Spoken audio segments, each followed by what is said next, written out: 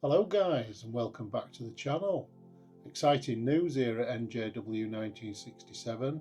The new GS 1300 trophy has been delivered and I've started doing a few jobs on her. So the first thing we're going to do is fit the Healtech ESE exhaust valve eliminator with switch. This model's specific to BMW bikes. I think it fits most of the range. Details are on the website. It looks like this.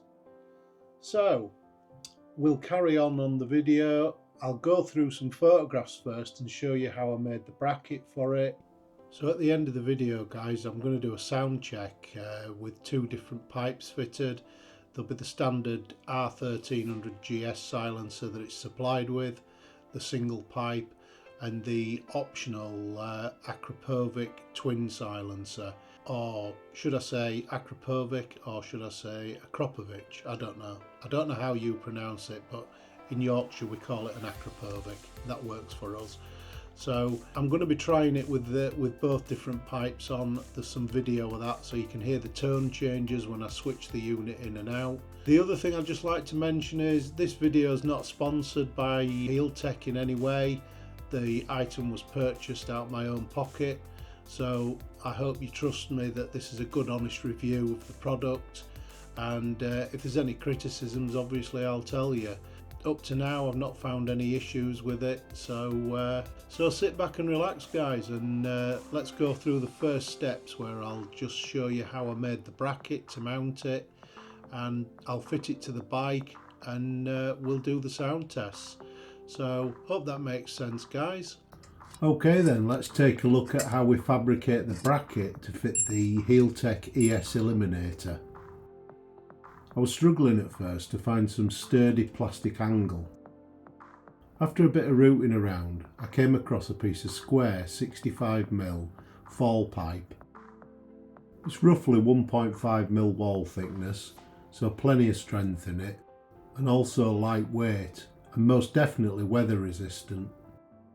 On screen now are the dimensions I use to fit the Healtech device. If you use these as a guideline you won't go far wrong. The hole to secure it is roughly 20mm in from the back edge. The additional holes on the top were simply put there to secure any cables. I then shaved off the clip plug on the back of the large plug as it was protruding too far, and it gave a flat base to put some 3M adhesive tape to it. I drilled a small hole through the plug to put a small tie wrap through, and this will help secure it to the eliminator, with another small hole in the actual bracket itself to wrap around it. The eliminator is then secured to the fabricated bracket with some 3M gel tape. It's up to you what you use for this. Any good brand of double-sided tape will do the job. And then as an extra measure, the tie wrap goes round the lot, holds the eliminator on, and also secures the plug, so you're not just relying on the double-sided tape to hold it together. And here's a quick preview of what it looks like when it's installed on the bike. And there you have it, the finished product. I think you'll agree it looks quite neat that. So let's move on and we'll go to the video where I install it and then we eventually test it.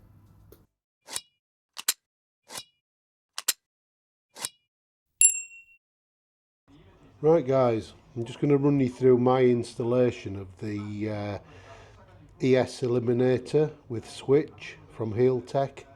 So that's the exhaust valve eliminator. So when you flick the switch, if you look at this here, and the light's in the green position, that means it's in street mode or factory mode. When the light goes to the red, that means it's in naughty mode. So it opens the exhaust valve and gives you a much, shall we say, fruitier sound from the exhaust. So this is what I've done with my exhaust eliminator guys. As you can see, this is the bracket that I fabricated. It's just made from a piece of square drain pipe, believe it or not, PVC drain pipe that I've cut it out and made a 90-degree bracket for it. I've then drilled through so that I can secure the plug to the rear to keep it nice and neat and out of the way. Bit of double-sided tape on there, and some double-sided tape between the ES Eliminator and the bracket, and the tie wrap just goes round it, sort of secures it all. So I think you'll agree, guys, nice neat little solution, and when you see it fitted it'll all make sense. So yeah, that's my bracket. The other modification I've made, guys, is to the switch harness. So this comes with about 2 meters of cable on it. Now you'll see as we go along why I've cut this down. I don't need 2 meters of cable. The switch goes, to just move the camera, the switch goes there at the side of the fluid reservoir, and there's a slit in this panel here where you can just get your pinky finger in behind and flick the switch on or off.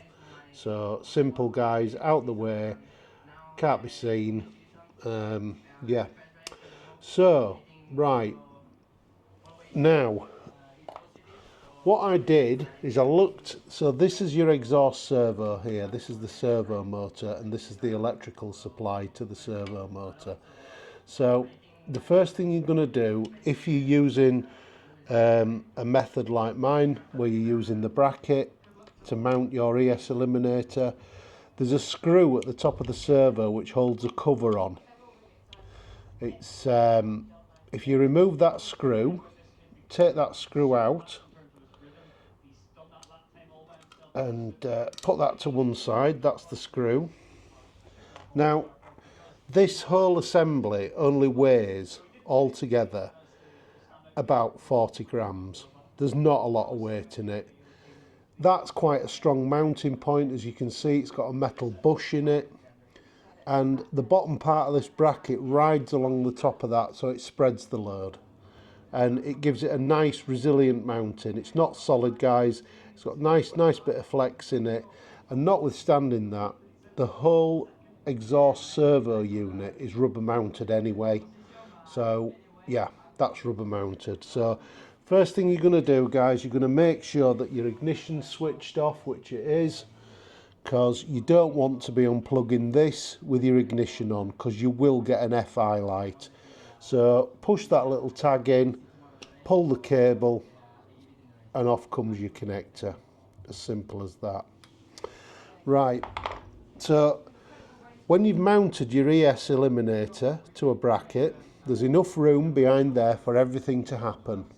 What you'll do then, guys, you'll take this plug, which is the original OE plug, and you'll plug it in onto that one on the back.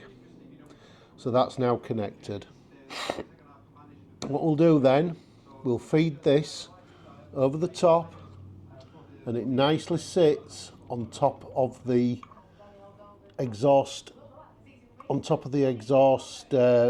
servo motor. We'll then take the screw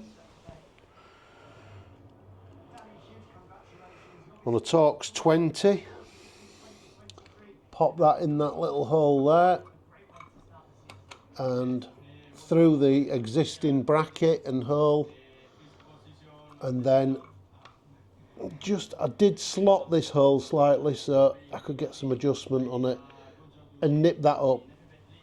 And guys, that is tight, that is secure, that is absolutely, and it's just moving now with the servo motor, so it's now become integral to the servo motor. Take the front lead off the ES Eliminator and plug that into the servo motor there. These are all waterproof connectors, guys, so you don't need to do anything. Even this little plug here for the switch has got rubber seals in the bottom of it, so again, you don't need to mess about trying to seal it. I think it's rated IP67 is this unit, so yeah. Right, next thing, we're going to mount the switch. Now, as you can see, I made a small stainless steel bracket to mount the switch on, and I'm going to use the screw. We'll just move the camera around now and get a different angle on this. So I'm going to use a screw that holds the fluid reservoir on. So on your bracket, you have to machine this hole out here to about 8mm so that it fits nicely onto that screw and gives it a good solid support. This is only 1mm stainless steel, this, guys, so really easy to work with. What I have done as well, there's a slip ring on the switch here. You can see there's a little hole in the top there, and what that is, there's a washer on the back of it, and it allows it to, it has a locating peg on the shaft of the switch, and it stops the switch rotating once it's tightened. And it also has a nice little silicone boot on top of the switch as well, so that keeps the water out as well, guys, with an O-ring underneath this twist on part. I have reheat shrunk this, and I've shrunk it right up to the top to try and keep as much water at bay as possible, but I think that's pretty much sealed, guys. The cable I cut down to about 20 centimeters. You don't need any more than that on the GS, guys. And all I've done with that is put a little service loop in it there, which I'll apply a tie wrap to it just to hold that steady once I've got it all in position. So, right, I'll remove the fluid reservoir screw, and we'll fit the switch. So I think the fluid reservoir screw is a T25, so we'll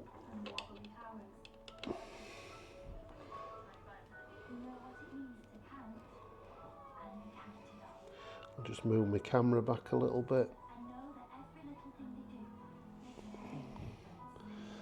So there we go. Take that out, remove that screw, and I'll just go get a tie wrap and some snips. A few moments later. So as you can see, guys, I've just put a little tie wrap on that to hold that service loop nice and neatly. So I haven't done it too tight, so if I need any adjustment I can pull a bit out. So snip that off. Then what we're going to do is we're going to feed the switch in through the back behind the supply tube. This doesn't foul on anything, guys. It doesn't foul on the tube, or it doesn't restrict anything where this is going. So it just sits down the back in free space. Feed that in. Plug that into the bottom there. As you can see, that pops in nicely.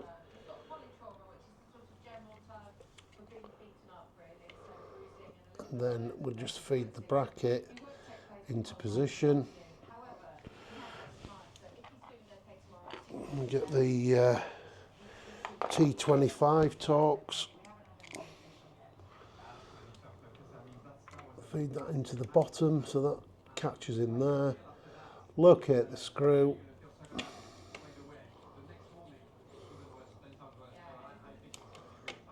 Make sure the shoulder goes through, and then so this stainless is only 0.9 or maybe 1mm, so it's not taking up too much of the thread, guys. It's still got plenty there to go at. I'm not actually, that looks like I'm forcing the switch, it's not. All I'm doing there is moving like the little silicone boot on top of it, so there's no stress going into that, guys, at all. So then just nip that up, nice and tight, and as you can see, that's a very neat, tidy installation. Nothing's going to get snagged, nothing's going to get caught, there's nothing rubbing, there's nothing binding, and the switch works perfectly, guys.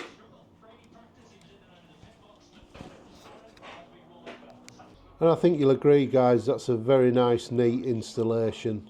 It's all out the way, there's nothing catching, nothing snagging.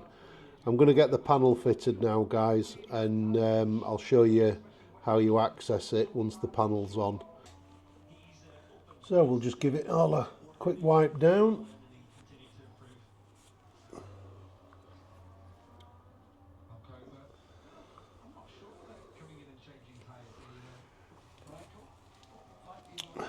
And we'll refit the panel.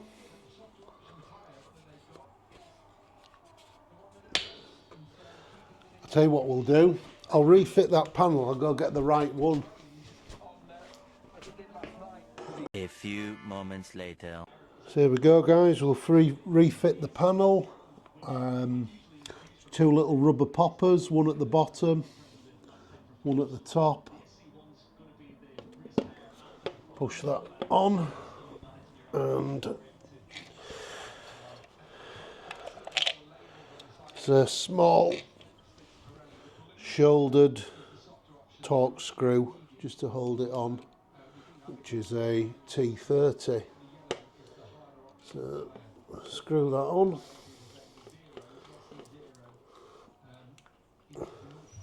That's that done, all fitted. So there you go guys, the ESE is fitted, it's on, it's in position. You can see the LED, which is good, in that position, so you can tell what mode it's in.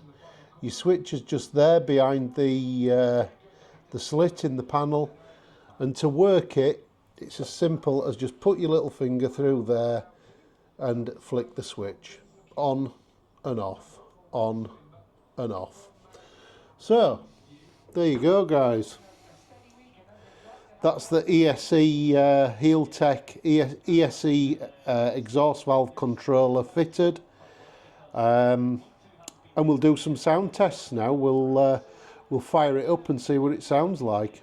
Okay guys, I did carry out a minor modification on my Akrapovic silencer, and I'll run you through that process now.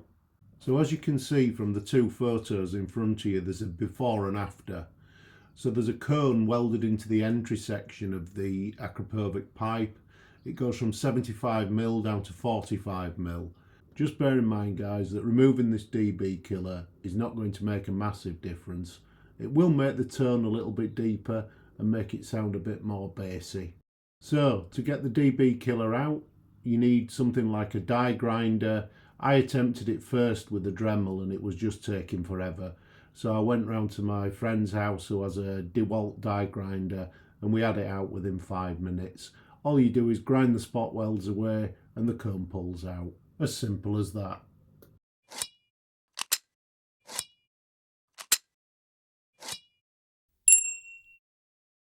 Right guys, now we've got it fitted, let's do a sound check.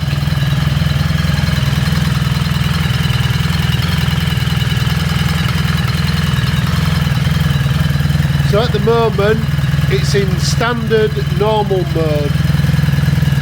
So standard silencer and standard, just road legal. As you can see, the green light there, that's road mode. So sound check. As you can hear, very muted. Right, now we're going to flick the switch. Straight away you can hear the tone change.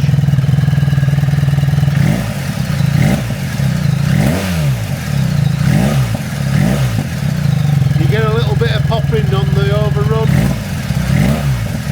I think that sounds loads better guys.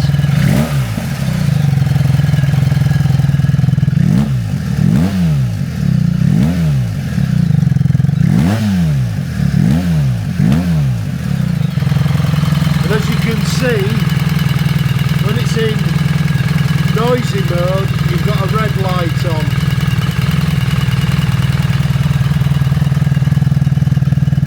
I'll just flick the switch back now guys so you can hear the tone change. Do you hear that? It's quite clear. And I'll flick it back on again.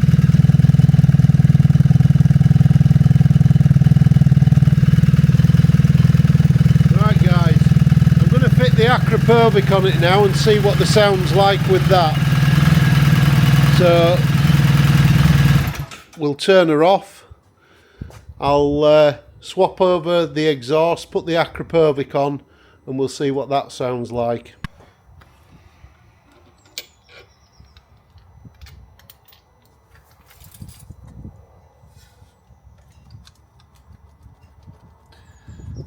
When you're removing these exhaust guys, there's no need to pull and rive and tear on them. Just wiggle it up and down very steadily, side to side, and it'll come off.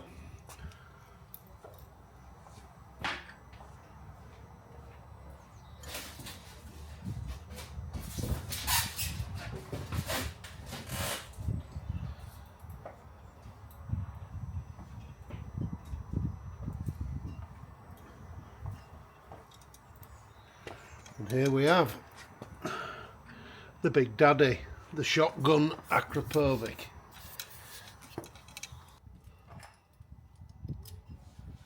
So just before you nip it up, guys, just give it a wiggle, make sure it's sat relaxed. You don't want it stressing on any parts. So and then we just nip that up. The exhaust fastener, good and tight. And then we'll nip up the 13mm at the bottom.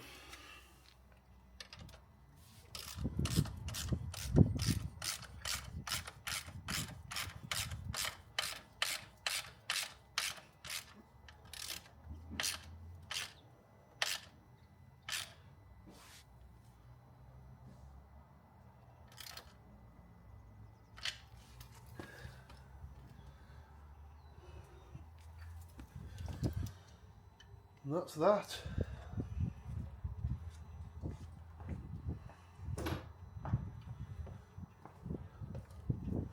Then guys, we'll go for a start in normal mode. So this is in normal mode now.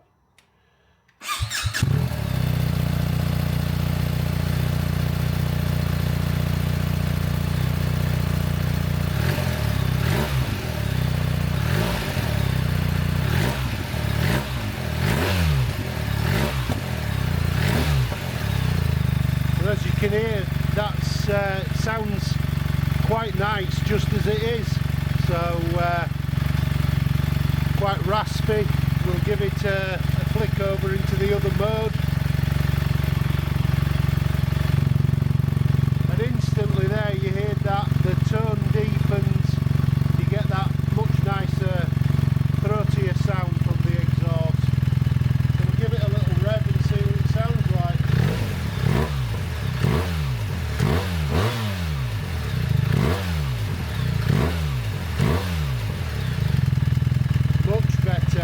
Much better, sounds absolutely beautiful. Oh well, I'm really pleased with that. I'm glad I bought this Healtech device. As you can see, it's all neatly fitted now with my little homemade bracket and the switch there. This switch, guys, you can get to it through the little hole in the side panel, so you just stick your pinky finger through and you can flick it either way, backwards or forwards. Hope that made sense, guys. Yeah, go get one bought, 90 quid delivered, sorts out your problems.